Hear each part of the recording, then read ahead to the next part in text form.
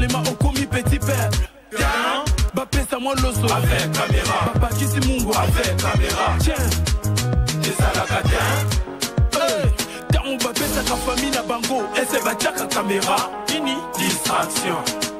Distraction. Azalaka kuluna lelo akoma bâtisseur. Aboya distraction. Asali bilanga, asali baban. Johnny Kabamba, abeti milolo.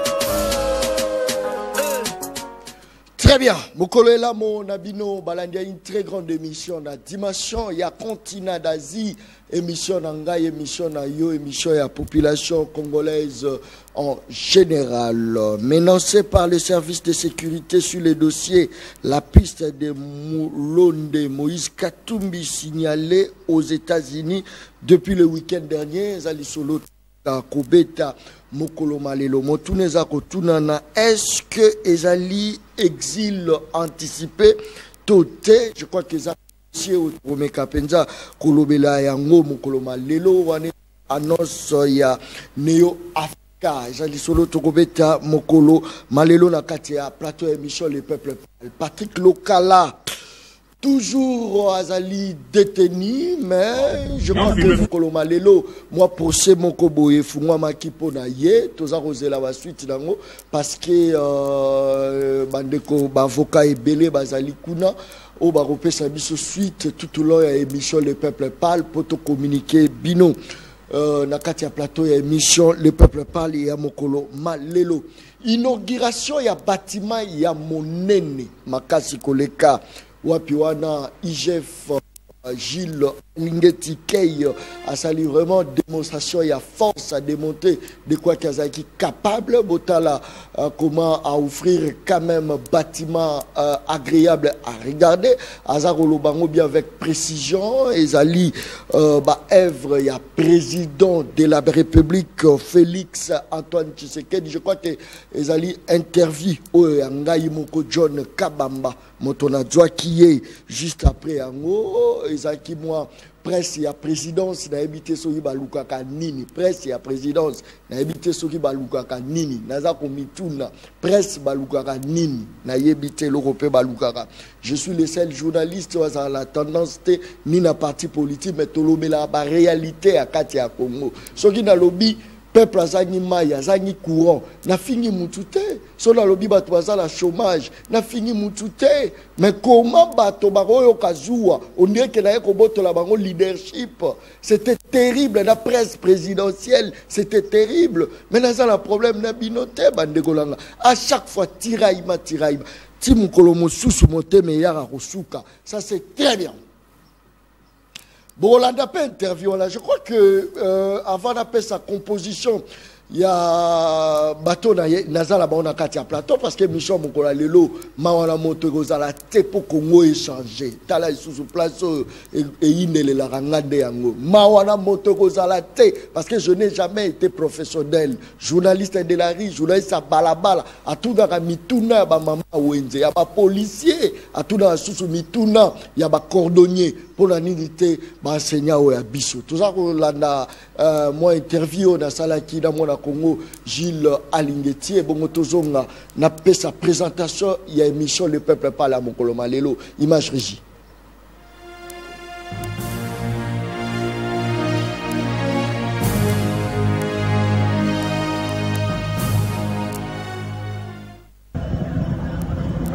On peut être que soyez parce que nous avions accompli les recommandations de son Excellence Monsieur le Président de la République, chef de l'État, de faire de l'inspection générale des finances un instrument essentiel de sa vision de lutte contre la corruption. Voilà donc aujourd'hui que le chef de l'État soit à l'honneur de tout ce qu'il a fait pour notre service. Doute. Ok. Totalement. De rester dans la vision du chef de l'État. Oui. Ok.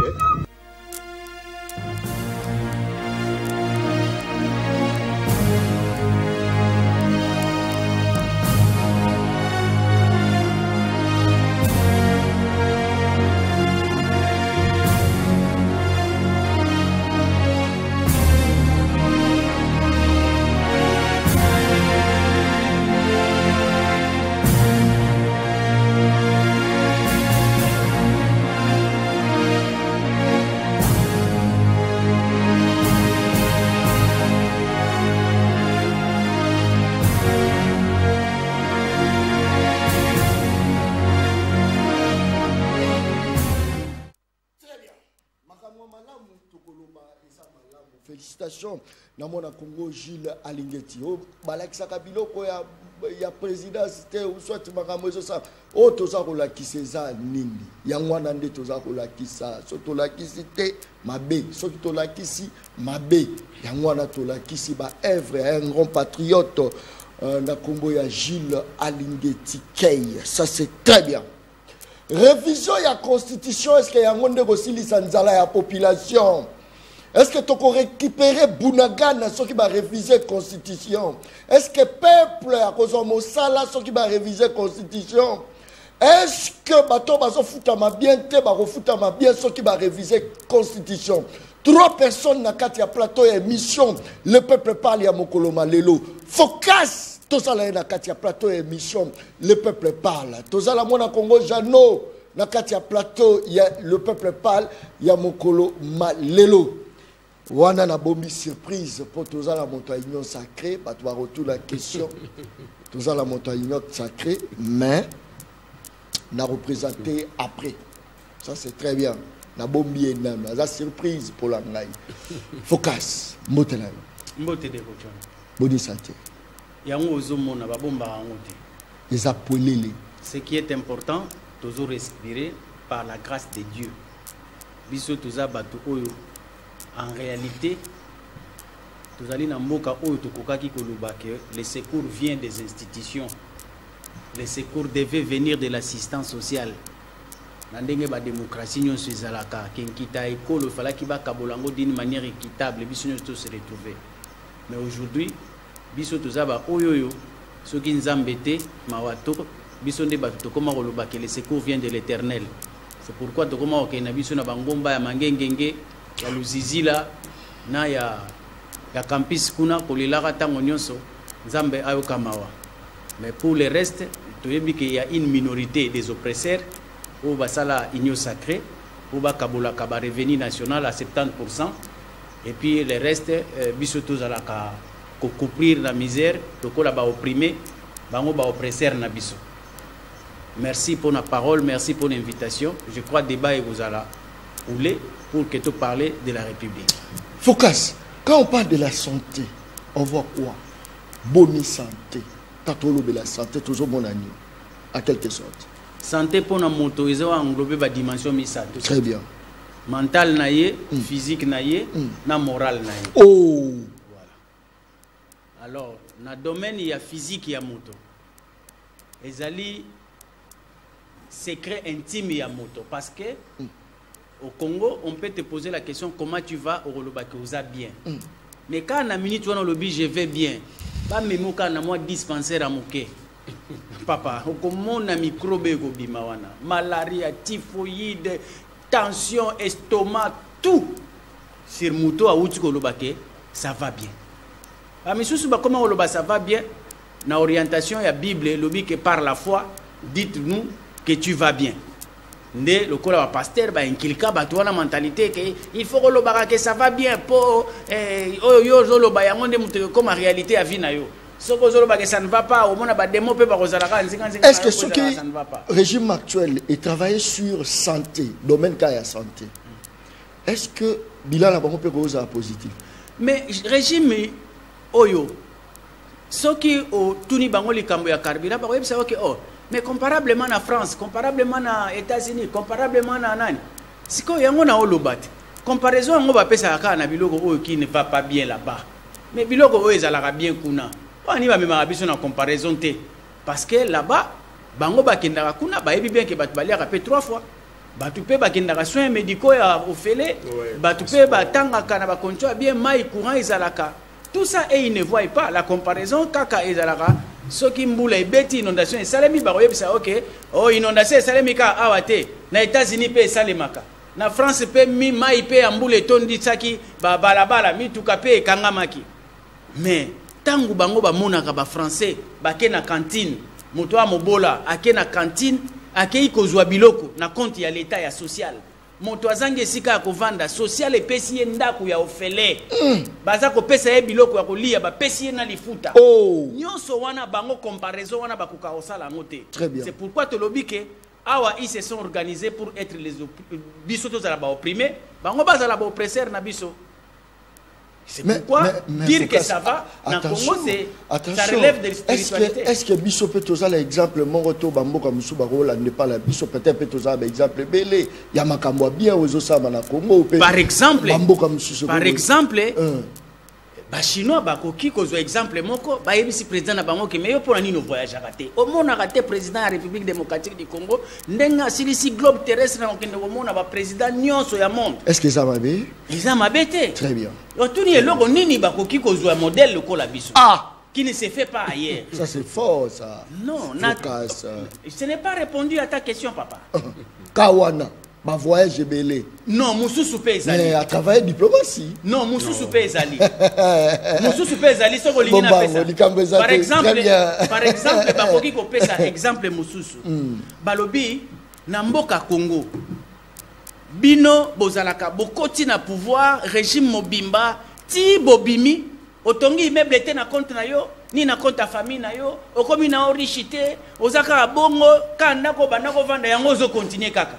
Mais est-ce que bon on a raté bakonzi ya Congo? Soka koti pauvre tango azo bima tala ba chaîne ya ba immeuble. C'est le baké bazo servir au lieu de servir le peuple. Moi en conclusion na yo et ça exemple oyo na bamboka mosusu ezala raté mais awa ezali nde yango yo zo tuna oyeba biloko nini bamboka mosusu ba se servir comme oyo eza innovation pa na biso awa côté mosusu ezala raté. Merci beaucoup. Tozala Claude Ngoma. Les nouveaux, il y a union sacrée. Ça c'est très bien. Moi na Congo mbote na yo. Mbote mingi ndeko na ngai John, mbote na ba débatteur tozo na bango libaku ya kosolola ekolo na tongo ya lelo. Et mbote na ba héritier nyonso pe héritier nyonso ya parti politique Congo mon héritage. Na pesi mbote na président Yvon Mundadi, na pesi mbote na ba kambi nyonso ya regroupement 4AC mingi na honorable Peter Kazadi. Mais ndeko na ngai tika dossier moko ezawa ibanda ko sala makelele mais le dossier on est là.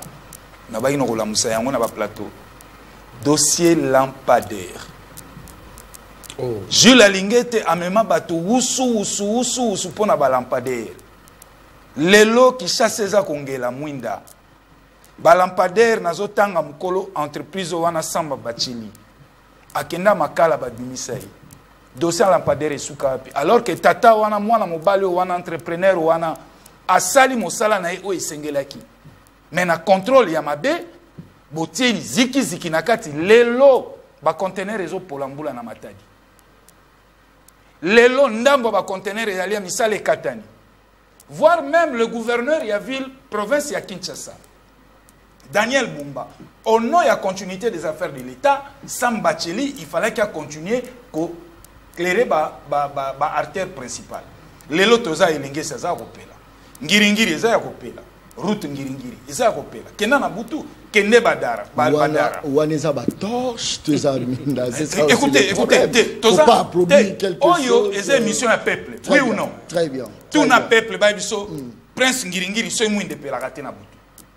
Tout na peuple awa pour émission peuple balandara biso elenge saison pelateuse opélateur. Est-ce que osa fier ya au défendre Félix osa fier ya osa union sacrée question on appelle à tout je suis fier d'appartenir aujourd'hui na kati ya lingomba politico union dite sacrée.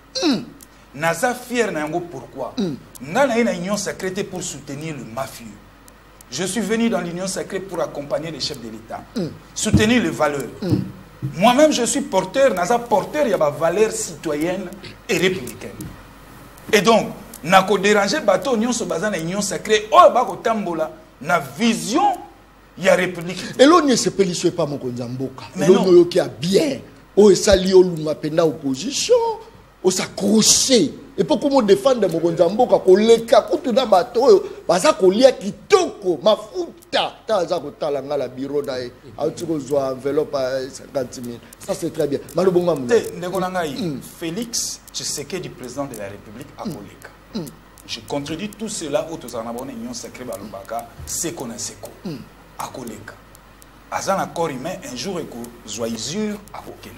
Je ne viens pas ici, na Katia Union Sacrée, pour soutenir bah oh baza ba mafieux, mais je viens soutenir la vision du chef de l'État. Vision oni. Quand je parle, vision yoka tozoke. Vision ya chef de l'État. Très bien. Yango etika la kamoto akoleka. Autrement to bengango la pensée politique. Très bien. Et Félix, aujourd'hui le président de la République, est résolument décidé yako bundapo développement ya mbokeya. Bien que tokolo ba développement mais to bandanon émergence à moké parce qu'avant comment développer, faut bandanon na ba pays émergents. Après beaucoup betali sur le développement. Et justement, il est en train de travailler ensemble dans le gouvernement. Présenté, porté plutôt par Madame Judith Tsumino. Baction Ezali. Baction Ezali.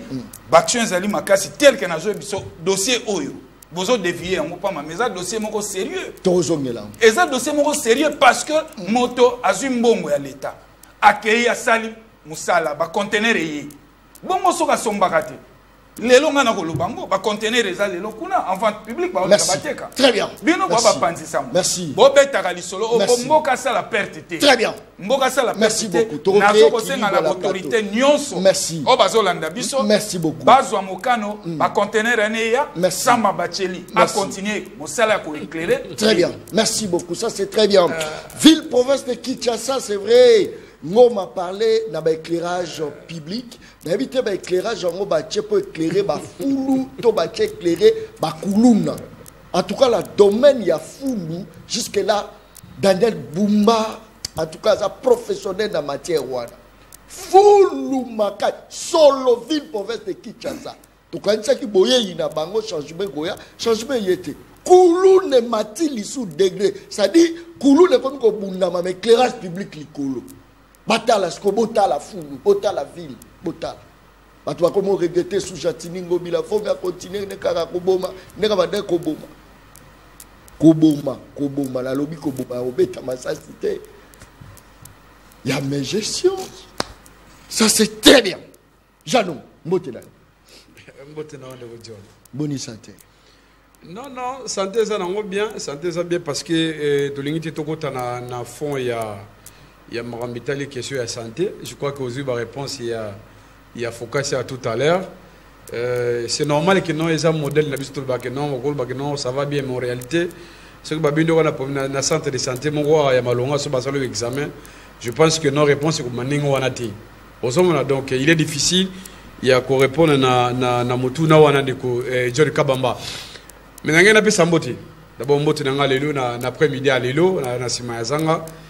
Na zo passé beaucoup plus na épouse à Kabila Kabang. Mayo Olivier Kabila. Je sais qu'azo na biso na ndako na ye na résidence awa na Kinshasa Mbote belé place à Azali maman. On peut s'y Mbote. Na peut s'y Mbote l'après-midi à lelo. Bino on peut ça pas mater au landa enveloppe, c'est ça le non, problème. Pas du tout. Non, en mais fait pourquoi un homme politique peut accepter la action ya batu ka so ba PC. So ba PC était à critiquer. Est-ce que vous peut ça fait première dame Mbote? Non mais oui ça même maman Denise. Oui, je peux dire bonjour bon après-midi à madame Denise, il y a pas de problème. Je sais qu'il y a allé prendre notre première dame d'ailleurs à chaque fois na poste na réseaux sociaux X. À chaque fois poste un message na je suis parmi opposant hein on va répondre officiellement et va répondre par rapport à la question na ngai et c'est beaucoup plus ma méthode la fondation na parce que dernièrement la mona qui même balancer qui na ba province aussi il y a je crois na lola et tout ça na au Katanga et tout ça pour na aneo na interpeller qui peut maman que non au nom il y a diversité il y a mot cannabiso parce que le Congo a au moins 26 provinces et moi j'ai formulé ma demande à l'endroit il y a maman Denis c'est que non maman en tout cas il faut aussi qu'on pense à d'autres provinces on va appeler la ressource à malongati c'est très important moi je serais vrai que non maman qui vient d'Équateur bazu bébé bana Équateur na Mongala ozolana ata na Maindo mais awa ou soit na Mbujimai ozolana ou soit na ata na Aru ou bien na province ya Tchopo donc le Congo est tellement vaste et que na cadre programme na fondation na je pense que non il faut pas seulement focaliser na niveau ya Grand Katanga là ce n'est pas normal mais ce qu'a tenu la province nyozo et vous allez comme là ça c'est pas un problème. Très bien.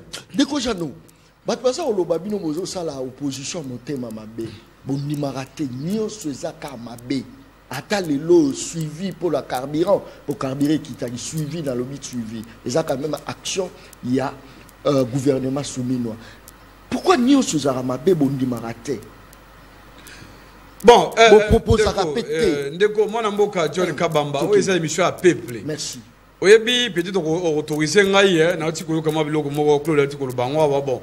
Ce sont droits à la liberté à kolobelo kwana.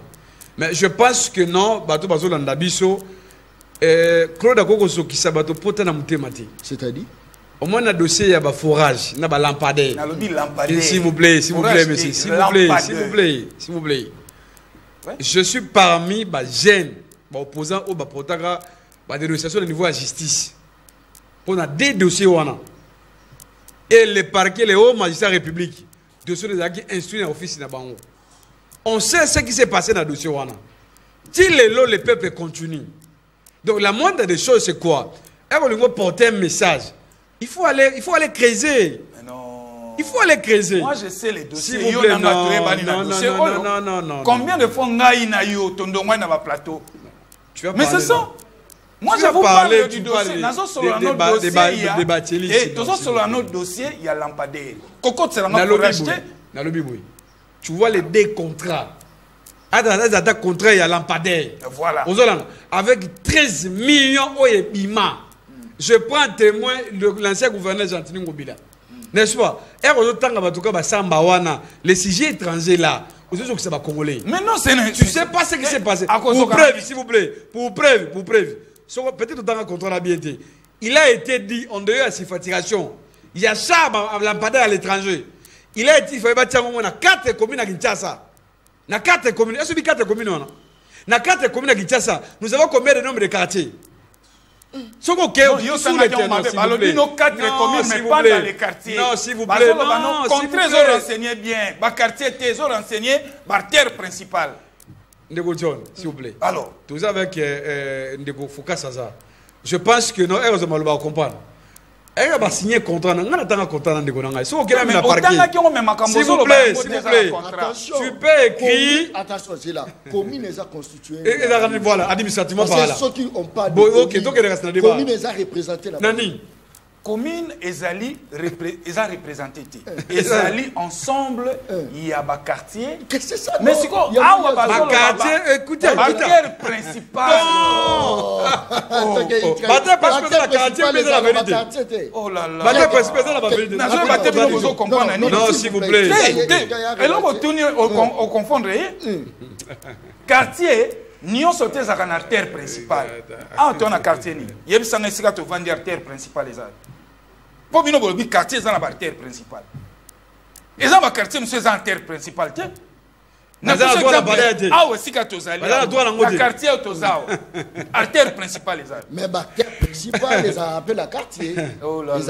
S'il vous plaît. Merci. La théorie, c'est décentralisation. Il y a ce qu'on appelle ça ETD. Une entité totalement décentralisée. Quand tu as ETD, tu as la commune, tu as la ville, tu as la chefferie, tu as le secteur. Vous comprenez? Rien que dans la commune, c'est une question simple. Dans 4 rencontres, il faut pas seulement dans 4 communes à Kinshasa. Si vous avez un téléphone ouvert, les Congolais, c'est un témoignage. Ce qu'il dit là, c'est le contraire. Donc, à un moment donné, s'il vous plaît, je sais que nous allons nous voir adhérents. Dans 4 unions sacrées. Mais elle va pêcher au dossier. Prenez les terres autant de dossiers. C'est un dossier, s'il vous plaît. C'est un dossier où les progrès sont après la cour de cassation. C'est un dossier qui a été instrumentalisé par la Linguette. Non, je vous dis, c'est un dossier qui a été instrumentalisé par la Linguette, je le dis. Combien de fois dans les médias, je l'ai dénoncé. C'était une mise au point. Très bien. Parce que dans la quartier, on a la commune. Merci. La commune, on a. Ça fait faire des bénéficiaires. Mais tout le monde a monté. C'est déjà là que vous avez dit. S'il vous plaît. Quelles sont les importantes? S'il vous plaît, comment on a pas cité? C'est mission le peuple, présentateur dans moi Bangarater. Moi, on me timide pas, on me timide dans la zone la maille. Merci, Likamozate. Focus. Bozo lela, nyonso boza olela. Mais bato bazo kamba biso bazo kamba pour apporter la solution. Place freinage ezali, bango mo ba freinage ezali. Les lots va trouver et l'eau qu'on a freiner blocage to. Ils ont bloqué le développement de la Congo. Et ça, l'article sur la Constitution. Où il faut pas modifier. Où il faut faire ça. Pouvoir nier son amokodi. À la capacité. Il y a à résoudre. Est-ce que vous révisez la Constitution pour l'intérêt à peuple? pour résoudre un problème à peuple. Est-ce que ça va bien? Ndeko John. Makambo wana osimbi wana ya makambo ya kilo. Na banza motuna na yo ezo orienté ngai na dépenser. Penser à liboso ezali oyo ndeko Kabuya abimisaki en public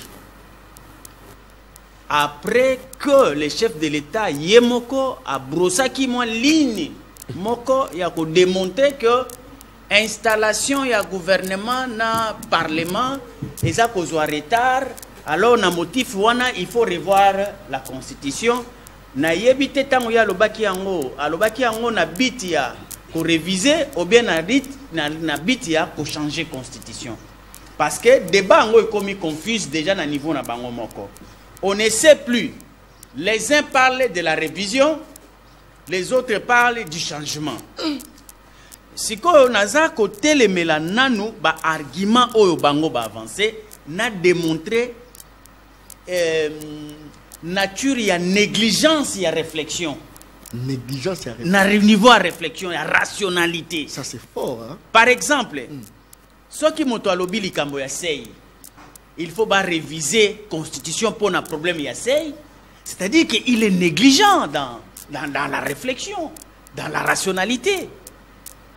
Non, likambo ya sei n'a rien à voir avec notre constitution.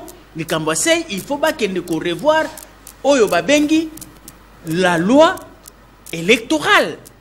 Argument ya liboso. Argument ya mibale. Ezali a démontrer que ba installation ya ba institution ya premier ministre ya ba assemblée nationale sénat tout ça ils ont en retard ils ont permettre ils ont diminuer mandat ya chef de l'état ils ont longolango na 5 ans ils ont commis sango 3 ans parce que année wana ya suka ils année électorale. Une grosse bêtise.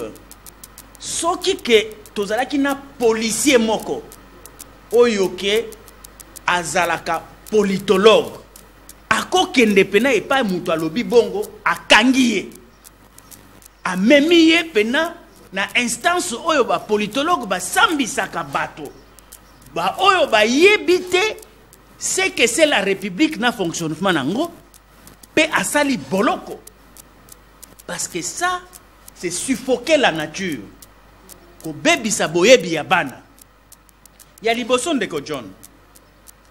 Président de la République, kaka na constitution oyo, mandat na ye ezali ya 5 ans, et puis a exercé pendant 5 ans. Nous avons démontré, avec la loi à l'appui et la pratique politique. Tu verras que 3 ans ezalité, 4 ans ezalité, 5 ans kaka. Oh, ils ont prévu yango ne salemaka. Balobi boy, le président de la République, ce qui a prêté serment, 10 jours après, balobi bien, hein? 10 jours après prestation en serment. Ce qui a prêté serment le 24 de janvier. Donc, 10 jours après, nous serons autour de 4 février. À côté en fonction. Ce qui va lobby bon à côté en fonction, c'est-à-dire que Abandi Moussala. Abandi Moussala pour nanini. Parce que nous sommes dans la République. Lui, le président là, qui entre en fonction, il est le garant, selon notre constitution, de la continuité de la République, de l'État. C'est-à-dire qu'au Congo, depuis que nous sommes Congo, République démocratique du Congo, à Tamukolomo côté, Tosi Tolala Tolamuki, gouvernement exaté, parlement exaté, Sénat exaté, cours et tribunaux exaté. Situation à Bongo, Nanu Totikala Kokuta Anangote. Donc le président qui prête serment, il va trouver en place un gouvernement, un parlement, et puis les cours et tribunaux et toutes les institutions en place. Donc, il faut prêter serment 10 jours après Abandi Moussala. Il n'a pas de raison. Ce qui président a Mekiko Fongola Monokonae, alors que moyen Banda Moussala est alité, c'est-à-dire que ce président-là, il ne sait pas que nous sommes dans la République, il ne reconnaît pas l'existence de toutes les institutions qui sont en musique. Donc, il y a Azolingande Abanda, République Naye Yassika. Faute grave. Et c'est une infraction. Ce qui va même yango, dans le tribunal de la politologue, Moutou Yabongo, Bakoko Bete Masasi. Condamné à mort. Condamné à mort. Il ne peut plus exister. Hier, Atakutu Mukolalise quoi, Akoki Kose quoi. Ça sera interdit. Il ne peut plus ressusciter ce gars-là, même s'il était chrétien. Parce que ça, c'est une faute grave. Ceux qui ont joué Parlement, ceux qui ont joué Sénat, ceux qui n'étaient par exemple, n'a pas exemple simple, pour battre place parce que liba fongola mato iba yoka. Ceux qui na mois oyo tozali na année oyo électorale tozalaki, ceux qui ba institution na ekota qui na retard il y a 3 mois. Par exemple, bazwa qui retard il y a 3 mois. Ata il y a 4 mois, ata il y a 5 mois. Yeba yango ke mandat na bango ekozalaka il y a 5 ans. Comment? C'est parce que l'ère bakoya kosala ba élection et que kozalaka kana même réalité à retard, c'est-à-dire que Sénat na Assemblée nationale et longwaka en fonction kaka tangu bazoya ko installer ya sika. Donc ce qui n'est que na 2023 bakota ki na mars parce que le fait il y a retard il y a cours et tribunaux pour na ko prononcer na installation na bango yebango ke tangu to ko na 2028 si on est dans le même cas de figure donc to kozwa lisusu 3 mois lisusu ya retard wana donc bango bakoya ko longwa kaka mukolo ya installation ya nouvelle assemblée maintenant na bango ezosi la mukolo bazoya ko installer ba oyo ya sika. Mais focus. Alors, aux autres trouver que ça bien, il faut pas changer, il faut pas revoir. Mais qu'est-ce qui fait que changement à la tête? Qu'est-ce qui fait que blocage à la tête? Non, non, s'il vous plaît. Nalini faut mettre ça pragmatique. Pragmatique. Nalini ko lakisa OK. Constitution ba réviser rango, constitution ba changer rango. Très bien. Mais il faut avoir des raisons valables, motifs. Oyo bozo ko changer les yango. Parce que ça est loco un régime T. La constitution c'est pour la république, c'est pour la nation, c'est pour les citoyens. Pour na oya ko modifier yango, pour na oya ko changer yango, il faut yebisa biso c'est quoi les problèmes. Ce ko yebisa biso que ça likamba, c'est to yebisa que c'est faux. Ce ko yebisa biso que ça likamba installation ya ba institution et zo ça la 3 ans, c'est faux. Focus. Point par point tous ont dégagé. Aux politologues. Voilà. Tant que la population va souffrir, azangi courage azangi mai. Pourquoi attribuer la faute l'institution président de la République? Sikoyo. Au moins que place attendez, c'est simple. Pourquoi le baraté que premier ministre? Pourquoi le baraté que donc c'est ça, c'est là où il y a un problème. Sikoyo ya nazo lo banayo. Est-ce que va revoir en monte charge tu es la président? Oh là là. John bazoko saboye bino pona nini? Oh, eza motuna. Le président de la République au biso tozana yé. Félix Antoine Tshisekedi. Constitution et PCM Makoki pour que Azala chef ya exécutif. Est-ce que tu comprends? Très bien. Quand Azala chef ya exécutif Elingi Kolobani. OK. Boye bisanga que chef de l'État oyo yé Azana yé protocolaire. Il n'est pas le chef de l'exécutif. Débat on a ici là poto lukele sikoyo possibilité yende siko akoma chef d'exécutif pour bato babanda kotuna yé compte rendu. Ça c'est fort. Oui, le chef de l'État actuel, il est le chef de l'exécutif. C'est-à-dire, Yende Moto a présidaka Oyoba Bengi Conseil des ministres. Conseil des ministres. Conseil des ministres, c'est quoi Ezali Nini? Ezali instance. Il y a décision, puis il y a initiation. Très bien. Il y a ma politique publique. Merci beaucoup, ça c'est fort. C'est lui le président. Merci Ndeko Focas. 10 minutes. Merci beaucoup. Claude Ngoma, est-ce que tu vois le bac non? Incompétence, promesse non tenue. Surtout dans le lobby, vous avez cassé la promesse. Vous promettez peuple année d'action. Vous promettez peuple Allemagne d'Afrique. Vous promettez peuple biloko belé. Mais enfin, vous battez ces compétences derrière la Constitution. Qu'est-ce que la Constitution a à voir? Changer ou réviser? N'est-ce pas que c'est votre incompétence? Incompétence, ni les autres incompétence. L'institution n'y a pas en place. L'institution n'y a pas en place. Pourquoi Bolingi révision? Pourquoi Bolingi aussi la Constitution? Débat, en fait, débat est la Constitution. Nanzela, il y a révision. topé na nzela ya nouvelle constitution, c'est un débat citoyen. Et ça débat politique né na zomona bazo kene nango. Voilà la malédiction pour notre classe politique. Oh, parce que eza débat oyo ezo mema biso po ndenge nini tokoki ko réorganiser état na biso.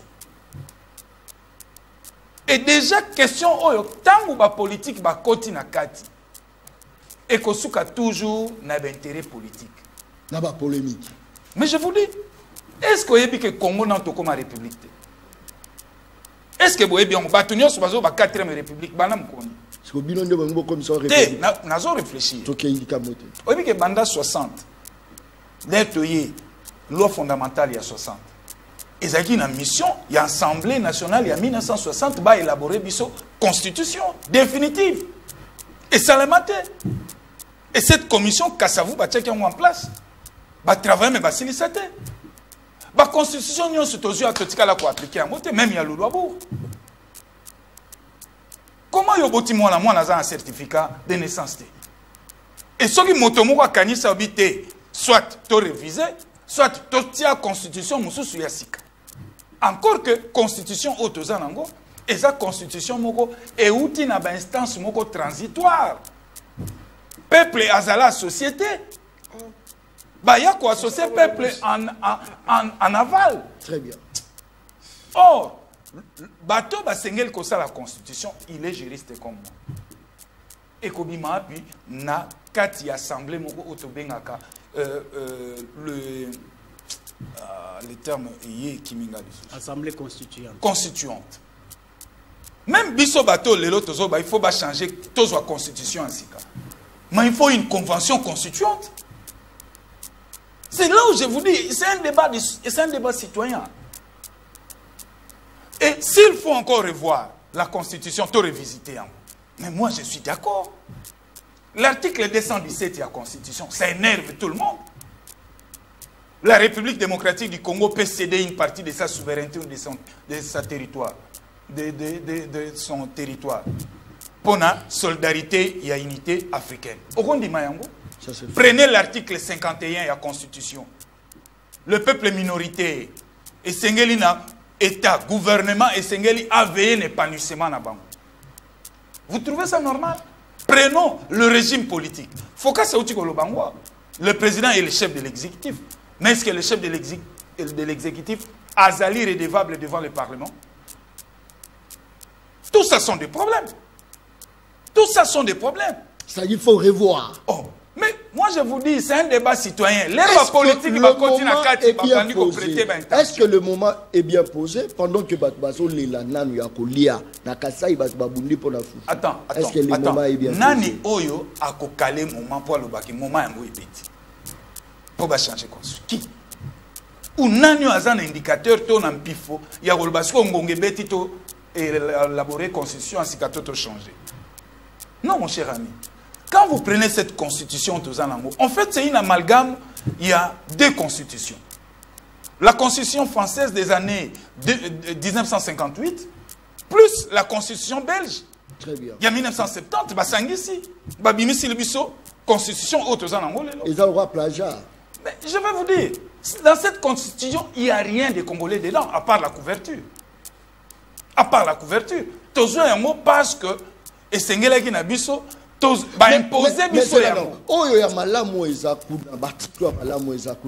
pas bossaler la droit il y a logement ils ont prescrit la carte de la constitution droit à révision à revenir écoutez cette question il y a révision à la constitution très bien question il y a révision à la constitution. Les politiques ont à disposition où ils ont intéressé. Alors, s'il faut qu'on révise la constitution, il y a plusieurs dispositions. Mais pourquoi? Il y a que tant que politique la politique au État les formes de l'État, au État l'Assemblée nationale, donc ils ont préoccupé. La liberté des citoyens, la liberté d'expression, Donc ça, c'est un débat purement de droit. Merci, très bien. Non, on a sali 10 minutes. Non. Faut que ça joue 10 minutes. Non. Rapidement, quand même, on 9 minutes. On est dans 10 minutes. Rapidement, ok. Alors, na o etali révision de la Constitution. Nazo ko senga na bande ko nyonso. Tous les politiques, balongolelo ka liboso na mutuna bango, ba intention. Ils sont en train de prêter des intentions à président de la République pour s'éterniser dans le pouvoir. Alors que Yangote, ceux qui ont revoir la Constitution, Tobo Sanate, ils ont une disposition intangible. Oh, le Bango va tricher en 2011 avec Kabila.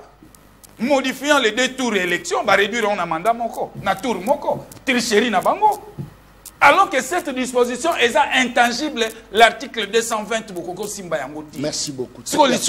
Mais Naruto Mutuna me répond nango. Problème. Constitution toza nango eza le roi moi na botami bazangi nini. Azan acte de naissance. Et bon tant toza na permis de conduire. Autant toza la carte d'identité officielle tes amis. Tu vois l'état de constitution. C'est là tout ça. Voilà constitution. Très bien. Yo gardez-les parce que ce mois na bota mais ça le roi moi na zang certificat. Parce que muto azo kumba mutu kazangi permis, muto aza rotambola sa carte d'identité officielle. Toza identifié. Très bien. Ça c'est très bien. On a Congo rapidement, malubonga munayo. Est-ce que eza mabe procédure au régime actuel ngeme mabiso pour longola biso na plagiat? Ça dit bablo abi bamba bosi à France bobambi bosi à nini bobambi biso mo to comme référence to réfléchir au lieu to benga ba belligérant bablo moi et mais biso mo peut-être ba peut qu'on inviter comme juriste ba inviter peu focus pour réfléchir sur comment faire ceux qui malobonga ba oloba kuna ezanani ba biso ba oyo politologue chef le politologue de la République ça c'est très bien tokei mona Congo ibandande. Ndeko John, il y a des uns et les autres ici, beaucoup de débatteurs. Mais il y a beaucoup de choses, il faut que les populations aillent. D'abord, quand il y a la constitution, il n'y a pas de plagiat. Plagiat, non, s'il vous plaît, il faut laissez-moi les temps. Il faut au monde, il y a Kolobao, non, voilà, constitution, les français, les belges, non, papa. Il n'y a pas de plagiat par rapport à ça. Non, il y a une histoire, il y a la constitution. Voilà pourquoi je comprends. Je comprends la nuance, c'est ce qu'ils disent que non, il y a des juristes, il y a des praticiens du droit. C'est très important sur ce point-là. Parce que mon droit, ça a le droit comparé. Et puis les droits comparés, à quoi le parce que nous droit comparé partout dans le monde, même dans la constitution, même dans la loi, il y a toujours une notion à droit comparé. Par exemple, par exemple, dans le Brésil. Dans le Brésil, par exemple, l'institution qui est indépendante, c'est les journalistes. Quand ça marche, on a droit comparé. On peut intégrer ça dans notre pays ici. Ce n'est pas interdit, la notion de droit comparé. C'est comme si, bon, on a habité, quand est-ce qu'il a fini, est-ce qu'il a tout l'état comme ça, révision. Il y a évolution à droit comparé, ma médaille à droit constitutionnel. Parce que moi, je sais que dans la constitution, il y a 2006. Tel que ça m'a dit, réviser à ce jour. D'où est venue d'abord la constitution? À l'époque, mais tout le monde connaît ici, nos enfants, c'est pas politicien. Donc il y a eu dialogue à Sainte-Suti. Avec à l'époque, constitution et la transition. Il y a eu plusieurs commissions, y compris les experts, pour la rédaction de la constitution, pour la plonger la constitution. Moussala et Salemi. Dans un texte, on soumet les textes, c'est le peuple. Nous sommes souveraineté à la constitution, aux documents, va soumettre au peuple congolais. Et va passer dans le peuple, va salir la tradition de la langue. Non seulement dans 4 langues, va salir même dans le dialecte. Pour nous permettre que nous, attends, ce que nous avons la terre, ce que nous avons tout va bien été. Ce que nous avons dialecte, nous avons déjà tout va. On comprend les logos de ça. Cette constitution, mais s'il vous plaît, c'est avec les choses qu'on a sur la constitution, il y a beaucoup de choses. De 60 jusqu'à nos jours, les lots en 2024, il y a eu au moins 3 meilleures constitutions où le peuple a dit oui. Où la constitution a dit non, s'il vous plaît, non, s'il vous plaît, papa, s'il vous plaît. Non, c'est un débat. Faut pas déranger, non. Tu n'as pas déranger. Il y a le 3 meilleurs. S'il vous plaît. Ça, c'est un moté, papa. S'il vous plaît. Tu fais citer, non. Vous te dérangez pourquoi? Tu as parlé beaucoup. Non, mais c'est un débat. Européen de refus inutilement pour rien cloner. Je n'étais pas dérangé quand même. l'histoire est droit constitutionnel à Mboka. De 60 à nos jours, on a eu au moins 3 constitutions. Où ils allaient qui soumis la volonté à peuple. Le peuple a prouvé, à ça l'approbation. Ce qu'on a dit, il y a 2006, ils allaient meilleurs par rapport aux autres. Pourquoi? Celui qui est là, non seulement est créé, une histoire politique qui est belé, non seulement il faut renforcer le pouvoir, il y a peuple. Les contrôles citoyens, il y a individu. Comme tous les chacun de nous, il a un pouvoir, n'est-ce pas? Comme Congolais, il y a s'adresser directement à l'autorité. Sur dans l'article 27, il y a ça donne chaque Congolais. Na quoi na yo na quoi la mukabula tongo na komeli bukume sensu. Na quoi la mukabula tongo na komeli chef de quartier. Na komeli chef de riz na ngai. Au nom de la constitution wana. Otiki yango. To créer une notion de droit de l'homme. To créer même une institution indépendante de l'État. La Commission nationale pour les droits de l'homme. CNDH. Aujourd'hui, CNDH to créer d'autres institutions. Notamment Basseni et les autres. Donc, au moment où texte wana jusqu'à preuve du contraire. Ma ben nango ezalité pour l'anime ceux qui va saler allusion oh non ngolo yango maloba à cet article 217 soit des appels le Congo PCD parti à terre non s'il vous plaît c'est là où je combat peut-être moment il a fait le droit éco ou bien il a fait le droit judiciaire. Pourquoi? Parce que mon droit c'est la droit constitutionnel approfondi à la faculté. C'est pas qui m'a poussé pour réviser, pour changer. Ma disposition est toute 217. N'a 51 le biwana. Côté on a ça c'est mon côté non. Il faut combiner d'autres articles. On se comprend. Pour matérialiser le Kouana. Ça veut dire quoi? Ce n'est pas que non. Comme avec le Congo qui cédé partie à territoire pour la unité africaine. Ce n'est pas que le président de la République qui a la mouki m'a de ce. Non non. C'est une idée et qui n'a pas de référendum. C'est au peuple souverain, il y a qu'au pouvoir de décision.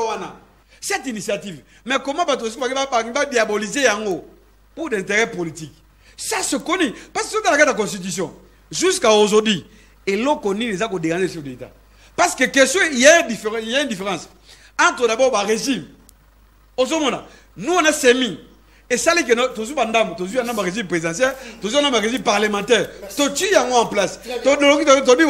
Le chef de l'État ne peut pas être responsable politiquement devant l'Assemblée nationale. Mais le gouvernement, où ils allaient émanation, où ils allaient en consultation, les programmes, avec le Premier ministre, base à la responsable devant les parlements. Alors, pendant que John, les débats autour, il y a révision, ou modification, jusqu'à peu du contraire. Opportunité ça n'a monté. Pourquoi? Parce que les besoin du peuple congolais. Ça a besoin de comment par exemple entre deux pays il compte à la chômage. Puis ça congolais puis ça là. On se comprend. Pour protection la banque. Mais oui, na katiwana papa. Constitution ils a bloqué té. On se comprend. Mais tel est quoi l'idée à pouvoir ezani. Ba propos ya Kabuya. Je vais aller plus loin ce que dans le Focus n'a pas dit. Quand Kabuya prend la parole avec tous les risques possibles, c'est que yeba que non. Merci beaucoup. La famille Kabuya. Constitution Merci beaucoup, ça c'est très bien. Ah non, non, non. Il y a ce qu'on appelle ça l'âme de la Constitution. Merci beaucoup. Merci beaucoup. Ce qui va toucher l'âme merci beaucoup. Et bon, non mais attention, peuple à côté. Non, non, attention. Est-ce que nous voilà peuple? Peuple à côté. Peuple au très bien. Merci beaucoup. Ennemi à régime à IDPSO sur le peuple. Oh, la victime à ma promesse. Oh, donc ce qui va meki, j'ai répondu à Onani, il ne veut pas m'y intéresser. Merci beaucoup. Très bien. Il ne faut pas chercher la colère populaire. Merci. Ce qui va meki. Merci beaucoup. L'article 64. Merci beaucoup. Le peuple va sortir dans très bien. Salut de Kochon Kabamba, une très belle émission. Je félicite Ndeko Focus. Ah ben félicitez Focus. Moi si mazo ben un appel vidéo. Yaya langa tayo moko. Bonjour, moi Namboka, ici à Sélé, derrière l'hôpital de Maman Olive Lembe Kabila. Il y a l'insécurité énorme, bazo côté la Batu. Bazo Beta, Massa, c'est vraiment. S'il y a l'insécurité, posez la question Moutamba. C'est Moutamba. Presque chaque jour, c'est hier, la police a tué Maboko, Naba criminel Wana. Nous demandons au général Blaise. Est-ce que le général. Ah, ça casse non, il est ma réalité. Ah, ok, ça c'est fort. En tout cas, bon boulot. Ça c'est très bien. Général Blaise de Musede, s'il vous plaît, Ndeko John Lobela biso tolanda kayo mingi awa. Merci beaucoup na rolobele yango surtout la émission ezakoya. Un bon débat mais ndeko Claude, il faut ayeba que nécessité et sa constitution te bopé sa bonne gouvernance papa constitution sa lionine. On a maman a commis depuis Bujumbura. Ça c'est très bien parce que bateau bazo Olanda biso en ligne sur la chaîne YouTube Nabiso Le Peuple Parle TV officiel. J'espère que non, baza connecté déjà. Merci beaucoup. Je crois que à chaque fois rappel les obounis s'appellent moi fil d'idée. Mais au moins tu es bien que tout tigale au moins dans 16 minutes. Ça c'est très bien. Focus. Rapidement. Rapidement. Arrestation au Salama. Mais est-ce que ça est normal, non? Patrick Local a été interpellé violemment, arrêté, tout consort. Et ça m'a pas si Ndakunae, saccagé. Les lois à Patrick, l'obé à la Moutoumoussou. Et vous avez John Kabama. Ndeko John. Et cause à la Benga, et cause à la ça n'importe qui. Est-ce que c'est normal? Non, de toutes les façons, Wana Ezali, bah signaux probants. Il y a faiblesse, il y a gouvernance. Quand la République n'est plus gérée, comment on a les autorités qui existent, bah comment on a une méthode moko, il y a quoi appliquer ce que l'on appelle les intimidations pour s'aimer phobie bobangi na kati na ba citoyen, sachant que ceux qui ba citoyen balati bobangi nde bango bako umela na bokonzi ndengo lobike bakoki pe ko sala révision ton changement nanko aussi maté. Alors nazo yebisa que na contexte wana il faudrait que ba souverain bazana bobangi mais ceux qui ba souverain bazana bobangi te et lo kwa bombo esale makate parce que principe c'est les principes sacro-saints c'est la République. Vous mettez bisoto ça la sport, yes ça la transporter. C'est ça le problème. Merci beaucoup toko tala sigeli. Ndeko John. Oyebiki ndeko Claude azo sungangate. Je crois qu'il doit nous présenter bien la recette. Ça, c'est fort. Tout ce que Kabouya a dit, que je viens de bailler ici, il est à revenir sur Yangote. Il passe à autre chose, à Bimisi, article 217. Oh. Mais il fallait Toyo Kanananu. Est-ce que débat sur les seuils, sur les retards à l'installation, ça peut appeler révision? Est-ce que ça peut appeler changement? Faut évoluer bien. Osa Moutaïnyo Sacré Ndengolobi. Kabouya, quand il parle, il a parlé devant l'IDPS, il est porteur, il y a coordination, il y a union sacrée. Alors, dites-nous en réalité, Bozali na schéma nini, quel est l'article qui vous dérange, vous, union sacrée, pour bien gouverner? C'est ça le problème. Article 217. Monde Konangai. Article 217 et le Biboué. Céder une portion de sa souveraineté. Par le même territoire. On a parlé de la souveraineté. Yokandeko Claude. On peut ce exemple facile et plus simple. Au moment où sous-région Boé, nous avons des accords avec des États qui nous exigent de pouvoir concéder, par exemple, Tolingito créer monnaie moko pour pays à sous-région, afin que tu booster le développement d'Abissou. Voilà l'esprit de cet article. Vous devez céder, parce que la monnaie, pas de problème. Évoluons. S'il vous plaît, évoluons. La monnaie, c'est un élément de la souveraineté, n'est-ce pas? Oui. Mais vous parmi pouvez... les éléments. Hein? Parmi les éléments. Oui. La monnaie, c'est parmi les éléments de la souveraineté de l'État. Vous pouvez changer votre monnaie. Bolongoli, franc congolais, bozui mbongo moko, oyo ezo servir collectivité nabino na sous-région nabino. Ça c'est céder une portion de la souveraineté. Ça n'a rien à voir. Ça n'a rien à voir. Oh. Ça cas par cas. Ça c'est fort. Je suis pas fort. Non, attention. Papa, ce n'est pas fort. Il faut pas t'engager la disposition. Pas de problème. Nous, la loi, c'est la lettre et son esprit. Nous pouvons aller cas par cas. Même si tu es dans un territoire, tu vas voir qu'il y a des dispositions pareilles dans d'autres constitutions qui ne consacrent ni la balkanisation ni la vente de l'État. Nulle part. Mon frère, ça c'est faux fouillant. Vous devez être clair. Mais 30 secondes. Pour changer, pour réviser. Tu dis que c'est un débat citoyen. Vous venez à peine de la propagande. Vous venez à peine des élections. Vous étiez au rendez-vous avec le peuple souverain. Au article 5 à Pessi, Bokonzi, il y a qu'à décider par référendum dans l'élection. Pourquoi, dans la période où on a la propagande, ni président Félix Tshisekedi, qui était le président à sa propre succession, ministre Ouana, premier ministre Sama, c'était son ministre à lui. Pourquoi Tangou a gagné l'élection, il ne pouvait pas 10 jours après continuer de travailler avec Sama? Parce qu'il y a une administration qui existait.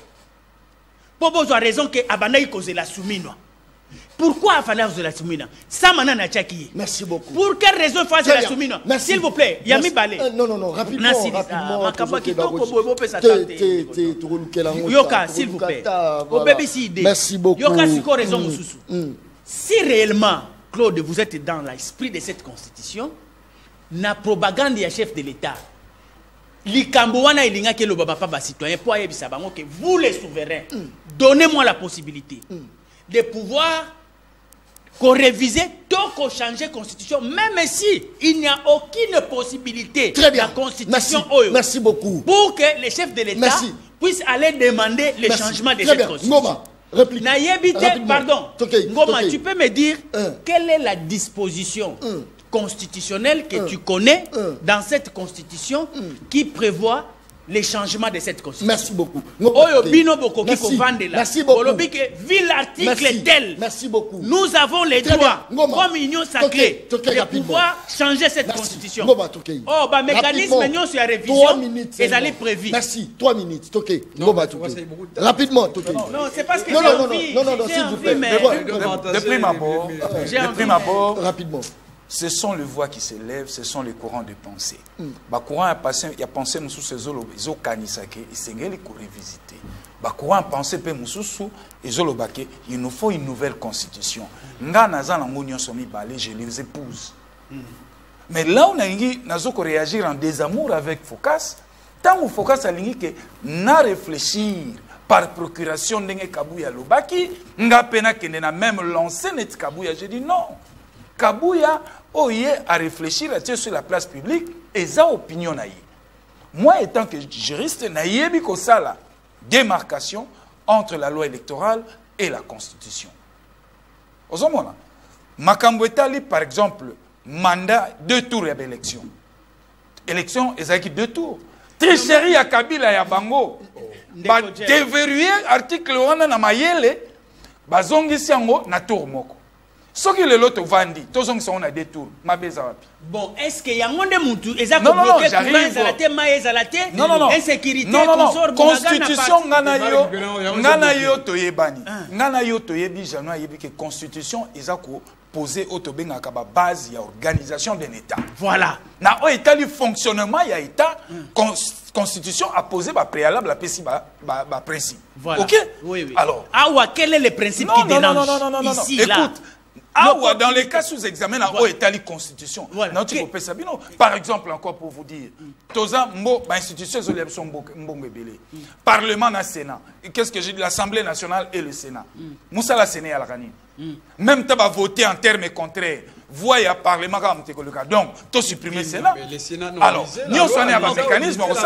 Et encore que. Et le Sénat représente nos provinces, il faut lire. La Constitution elle-même accepte d'être révisitée.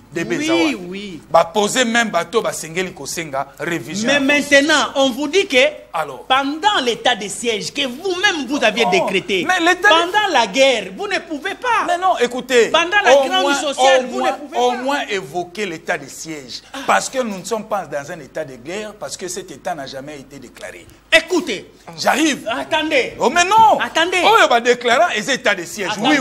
Oui. Est-ce qu'il y a une ordonnance Oyo et décrété état de guerre? La guerre est factuelle. Mais pourquoi vous voyagez partout pour parler du Rwanda? Écoutez, mais le Rwanda fait quoi ici?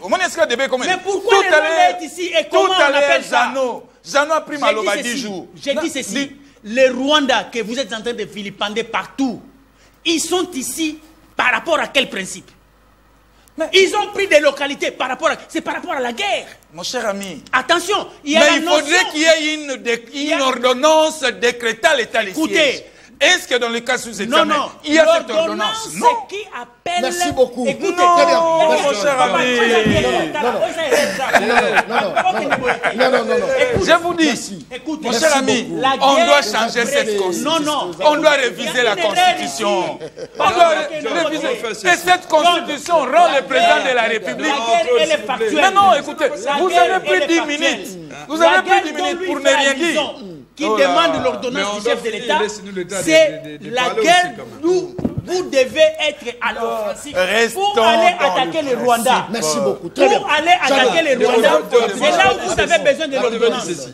Mais je te dis, mais pour vous défendre, vous allez chercher l'ordonnance. Merci beaucoup. Pendant que vous avez rempli déjà les territoires, vous cherchez l'ordonnance. Même cette affaire, il y a des sièges. Mais l'Assemblée nationale va La guerre, elle est réelle. On va élaguer. C'est-à-dire que vous êtes de ceux qui disent qu'il n'y a pas de guerre au Congo. Faut s'il vous plaît. Donc, quelle est cette on doit parler aussi. Quelle notion? Laissez-nous quand même le temps aussi de parler. Le problème, c'est peut-être que vous avez une notion. Est-ce que vous avez un article 217 tout ça, déjà, lorsque nous signons les accords internationaux, traités, n'est-ce pas? Lisez l'article 217 Tanga. L'article 217. La République démocratique du Congo peut conclure des traités ou des accords d'association ou de communauté comportant un abandon partiel de sa souveraineté en vue de promouvoir l'État africain. Ça n'a rien à voir avec ce que tu dis. Non, mon cher ami. Où est le territoire? Et donc, comme il parlait de Où est le territoire? il y a IDPS. IDPS, ça va vous distraire. Les Congo, ça a la priorité. La priorité, c'est quoi? Bon, récupérer Mboka Nabiso. Pour récupérer Bounagana, pour récupérer Massissi. Mais on est en train de travailler sur ça. Mais tu travailles non. Dites-moi, les FRDC, John, mais l'ordonnance n'existe pas. La constitution. Débat à diversion, il y a révision constitution. Ils ont une stratégie, il y a qu'on distraire le peuple congolais. L'IDPS n'a plus de recettes. Au lieu qu'on fasse un résultat, créer des débats. C'est un débat citoyen. On n'a pas les pour Bounagana. Mais le gouvernement doit ça. Mais oui, moi je l'ai dit. L'autorité de l'État est où? Écoutez mon cher ami, l'insécurité dans l'Est dépasse les cadres des partis politiques. Mais je vous dis, pourquoi nous ressemblons dans la politique? Il faut associer toutes les forces vives. Merci beaucoup. Très bien. Le chef de l'État a éliminer. Il est éliminé. Non, il n'est pas éliminé. Il a quitté même la salle. Il avait quitté. Merci. Merci. Merci beaucoup. Merci. Il n'y a pas de guerre. Merci beaucoup. Très bien. Merci beaucoup. S'il vous plaît. S'il vous plaît. Nalingi na kate émission. Merci beaucoup. Très bien. Kakane Silalobaka, émission Oyangeza Baleine. Baleine baliaka ena mokolo moko te baliaka baleine ndambo nde baliaka baleine. Merci beaucoup na bandeko nyonso to bazalaki. Merci na epelele. Merci beaucoup. Je crois qu'après ngai émission ya catch ezalia bo s'abonner na chaîne YouTube Le Peuple Parle TV officiel pour rejoindre ma continuité à ma émission nyonso. Tokutani mokolo ezoya. Merci et bye. Merci. Tu parles ma au commis petit peuple.